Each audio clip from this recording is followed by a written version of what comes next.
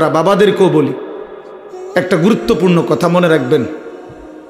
কোরআন শরীফে আছে কেউ যদি গুনাহ লাগাতার করতে থাকে, খোদার কসম আল্লাহ একদিন নারাজ হয়, আর সেদিন আল্লাহ পাক ইচ্ছা করে তাকে আল্লাহ তাআলা পথভ্রষ্ট করে দেয়। আর কোনোদিন আল্লাহ ইচ্ছা করেই তারে আর হেদায়েত দেয় না, আলোর পথে ফিরতে দেয় না, কল্যাণের পথে আসতে দেয় না, জান্নাতের পথে আর আসতেই দেয় না। খোদার কসম, এটা কোরআন শরীফের আয়াত। আল্লাহ বলছে একদিন আমি সত্যি সত্যি রাগ করলে ফাআনসাহুম আনফুসাহুম, আমি আল্লাহ নিজেই তোর আখিরাত ভুলায় দেব। যা ঠিক আছে বান্দা, গরু ছাগল কুকুর বিড়ালের মতো খা, ঘুমা, পেশাব পায়খানা কর, যৌন চাহিদা মনে পূরণ কর, ঠিক আছে বান্দা, খালাস। নুয়াল্লিহি মা তাওয়াল্লা ওয়া নুসলিহি জাহান্নাম। যা বান্দা, তোর এই উল্টো পথে চলছিস, চলতে থাকো উল্টো, আমিও তোরে উল্টো পথে চালায়া দিলাম। তো মনে রাখো একদিন ওয়া নুসলিহি জাহান্নাম, উল্টো পথে চলতে চলতে একদিন তোমারে আমি আল্লাহ ধাক্কা দিয়া লাথি দিয়া ফেরেশতাকে বলে জাহান্নামে ফেলে দেব, জাহান্নামে ফেলে দেব।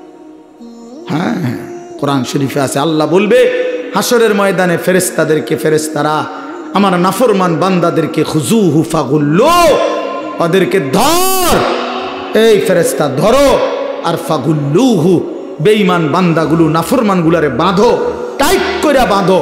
বাঁধার পরে বলবে সুম্মাল জাহিমা সাল্লু, এবার জাহান্নামের মধ্যে ছুঁড়ে মারো। একটা একটা লাথি দিবা, এক এক লাথিতে যেন গিয়ে জাহান্নামে পড়ে, দ্রাম করে মারো,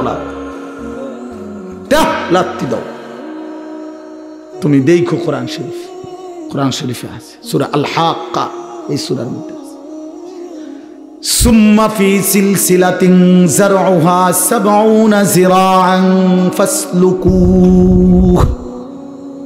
ফেরেশতা যখন নাফরমানকে হাসরের ময়দানে বেঁধে জাহান্নামে লাথি দিয়া মেরে ফেলে দিবে, আল্লাহ তখন আবার বলবে জাহান্নামের ভিতরে ফেরেশতাদেরকে, আল্লাহ পুনরায় বলবে ফেরেশতারা আমার এই নাফরমান বান্দাকে জাহান্নামের ভিতরে ৭০ হাত লম্বা আগুনের শিকল দিয়া এবার আবার বাঁধো, আবার বাইদা ফাসলুকুহু, কুকুরের মতো কুত্তার মতো পুরা জাহান্নামে তারে ঘুরাও, আর সবার সাথে পরিচয় করিয়ে দাও তার নাফরমানি পাপগুলো কি কি। খোদার কসম, এটা কোরআন শরীফের আয়াত। ফেরেশতা বলবে জাহান্নামী বাকিদেরকে, জাহান্নামীরা দেখো এটা সেই বেঈমান যে জীবনভর চুরি করেছে, জিনা করেছে, মদ খেয়েছে, জুয়া খেলেছে, নারী ছাড়া, ছবি ছাড়া, জিনা ছাড়া, উলঙ্গ দৃশ্য ছাড়া, অসভ্যতা ছাড়া যার রাত কাটে নাই, এটা সেই জানোয়ার। ফাসলুকুহু অর্থ হলো এটা। আল্লাহ বলবে বেটা, আল্লাহ বলবে কুত্তার মতো তারে জাহান্নামে ঘুরাও, আর সবাইরে দেখাও, সবার সাথে পরিচয় করিয়ে দাও, তার পাপের কথা বলে দাও। নাউযুবিল্লাহ। কি বাপ, কি মনে করছো তোমরা?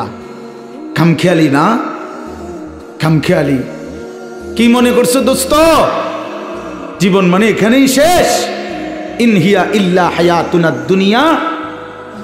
আল্লাহ কোরআনে বলছে কাফের বেঈমানদের বক্তব্য হলো জীবন মানে শুধুই দুনিয়া, নামুতু ওয়া নাহইয়া, এখানেই মৃত্যু, এখানেই জীবন। ওয়ামা নাহনু বিমাবউসিন। আল্লাহ বলে আরে কাফেররা বলে আর কোনোদিন কোথাও উঠতে হবে না, হাসরের ময়দান হবে না, এটা তো কাফেরের কথা, বেঈমানের কথা। মুসলমান তো এই কথা ভাবতে পারে না, ভুলতে পারে না। ইমানদার না আমরা? তুমি না ভাইয়া মুসলমান, তো তুমি এক ওয়াক্ত নামাজ পড়ো না কেমনে বাপ? আল্লাহকে এমন ভোলা কেমনে ভুললা? আখেরাত এমন ভুলা কেমনে ভুলে গেলা? যেই বোন আজকে মা, যেই বিবি আজকে ২০ বছর ধরে বেপর্দা, ওই বেপর্দা অসভ্য নারী, ওরে জিজ্ঞাসা করেন তুমি না মুসলিম নারী মা? এই বোন, তুমি না মুসলমান বোন, তুমি আল্লাহকে এইভাবে ভুলে গেলা কেন? মুসলমানের জন্য বেপর্দা হওয়া না হারাম? কথা বলেন না কেন? তো তুমি ভুলে গেলা কেন? কেমনে ভুলে গেলা? এই জন্য আমি অনুরোধ করছি আমরা প্রত্যেকেই ফিকির করেন, ইনসাফের সাথে ভাবে। ছেলেরা বাপ, আমি শক্ত কথা বলছি, আমি জানি আমি অনেক শক্ত করেই বললাম বাবা, আমি তোমার পরিবর্তন চাই, আমি তোমার জিন্দেগির সৌন্দর্য চাই। কিশোর নওজোয়ান, তোমরা যদি চরিত্রহীন হও, তোমরা যদি নারীর আসক্ত হও, মদ জুয়ার আসক্ত হও, তোমরাই যদি এক ওয়াক্ত নামাজ পড়তে মন না চায়, প্রিয় নওজোয়ান, আগামীর ইসলামের জন্য লড়বে কে? বলো বাপ, কালেমার জন্য লড়বে কে? ইসলামের জন্য জীবন বাজি রাখবে কে? তাইলে আমার নবী সাল্লাল্লাহু আলাইহি সাল্লামের সেই দাঁত ভাঙ্গা ইসলাম, তায়েফের রক্ত মাখা ইসলাম আমরাই আমাদের হাতে ফেলে দিলাম, আমরাই ছুড়ে দিলাম। আমাদের নবীকে আমরা বলে দিলাম, আপনার তায়েফের রক্ত আমরা ভুলে গেছি, আপনার উহুদের দান দান শহীদ করা রক্ত আমরা ভুলে গেছি, আপনার সেই পেটে পাথর বাঁধা ক্ষুধার কষ্ট আমরা ভুলে গেছি। আমরা আপনাকে চাই না, আমরা ইহুদি খ্রিস্টান বেঈমান ফুটবল ক্রিকেটের খেলোয়াড় কিংবা মোবাইলের কোনো নারী নর্তকী, তাকে নিয়েই আমরা পড়ে আছি। আহা আহা, আল্লাহ নবী সাল্লাল্লাহু আলাইহি ওয়াসাল্লামের কাছে কিন্তু উম্মতের আমল শোনানো হয়। মদিনার রওজা পাকে নবী সাল্লাল্লাহু আলাইহি ওয়াসাল্লাম তো হায়াতুন নবী, তিনি তো জীবিত। জানেন না এটা? কথা বলেন না কেন? তিনি তো কি হায়াতুন নবী, তিনি তো জীবিত, সেখানে সশরীরে জীবিত, সশরীরে জীবিত। আমি তো রওজা পাকের সামনে যখন প্রথম গেছি জীবনে 2015 সালে, অনেকক্ষণ দাঁড়াইছিলাম আর এই তাকায়া অনেকক্ষণ পরে বলছি যে আপনি এখানে? আমি সেই ছোটবেলা থেকে নবী আপনার নাম শুনছি, কত লক্ষবার আমি আপনার দুরূদ পড়েছি, আর আপনি এখানে?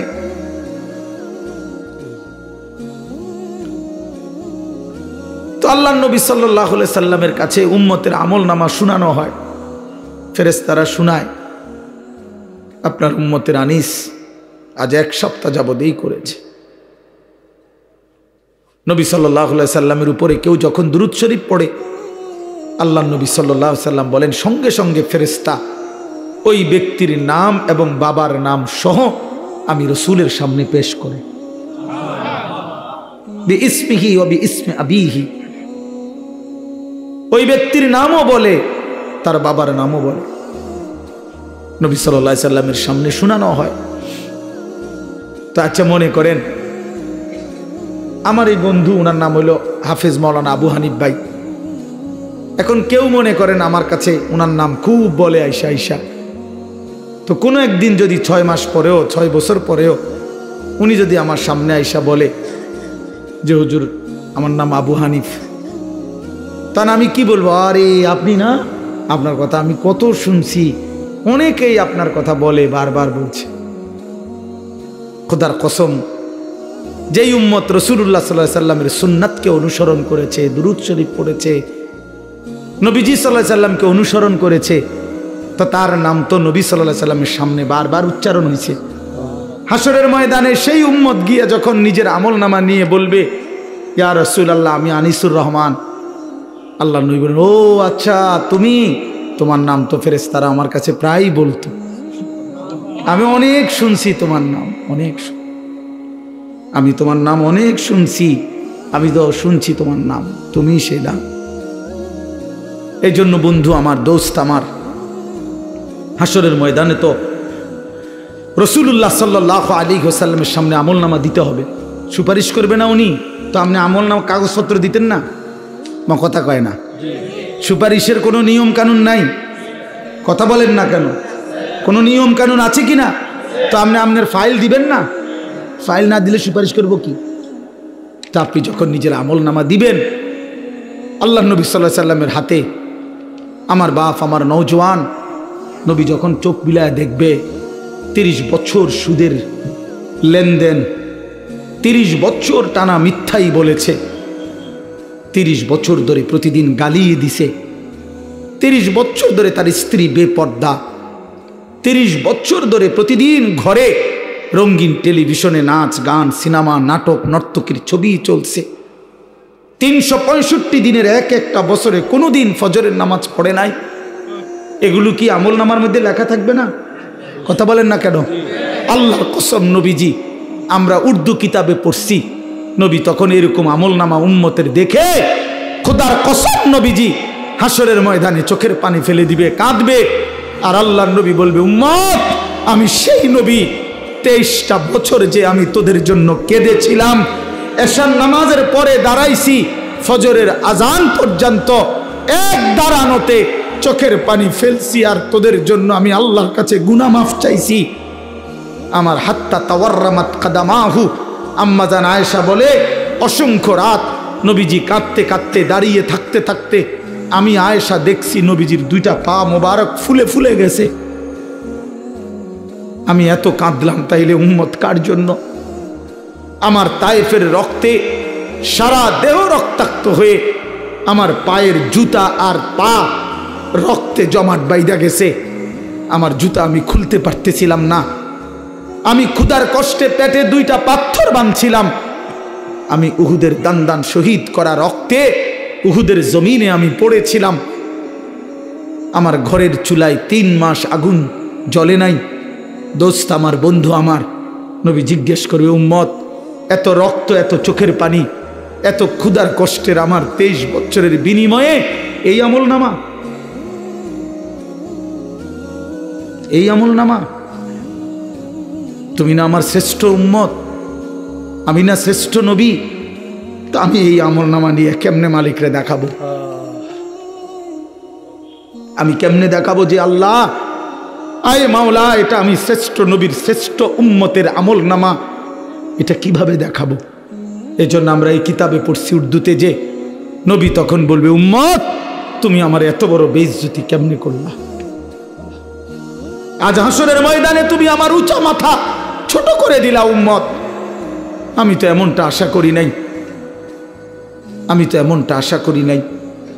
আমি তো 23টা বছর কোনোদিন ঠিক মতো খাই নাই, ঘুমাই নাই। আমি তো 23টা বছর দুয়ারে দুয়ারে ঘুরছি, কবি আরশ पर कभी फरश पर, कभी उनके दर कभी दर बदर, गमे आशिकी तेरा शुक्रिया, मैं कहां कहां से गुजर गया। কই থেকে কই ছুটছি, কখনো হাটে, কখনো ঘাটে, কখনো মাঠে, কখনো বাজারে, কখনো একজনকে, কখনো 10 জনকে ধাক্কা দিছে। উটের পচা নারী বুড়ি আমার পিঠে চাপায় দিছে।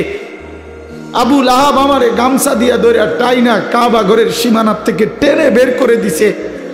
আবু জাহেল আমারে ধাক্কা দিতে দিতে খানায় কাবার সীমানার থেকে বের করে দিছে। আমি এত অপমান সইলাম, এত বেইজ্জতি সইলাম, আমি এত পাথরের আঘাত সইলাম, বিনিময় উম্মত তোদের কাছে আমার এই কলিজা ছেঁড়া রক্ত ভেজা দিন দিয়ে গেলাম, ইসলাম দিয়ে গেলাম, কোরআন দিয়ে গেলাম, সবকিছু এভাবে ছুঁড়ে ফেলে দিছ। দুনিয়া ফেলে দেয়, আপনার সন্তানই ফেলে দিবে, আপনার নাতি নাতনি দুনিয়া ফেলে দিবে। অতএব আমাদের জিন্দিগি আখেরাত। আমাদের জিন্দিগি কি বলেন? মোমেনের জীবন আখেরাত, মোমেনের হায়াত আখেরাত, মোমেনের রাত আখেরাত, মোমেনের দিন আখেরাত, মোমেনের হাসি আখেরাত, মোমেনের কান্না আখেরাত, মোমেনের স্বপ্ন আখেরাত, মোমেনের কল্পনা আখেরাত, মোমেনের পরিকল্পনা আখেরাত।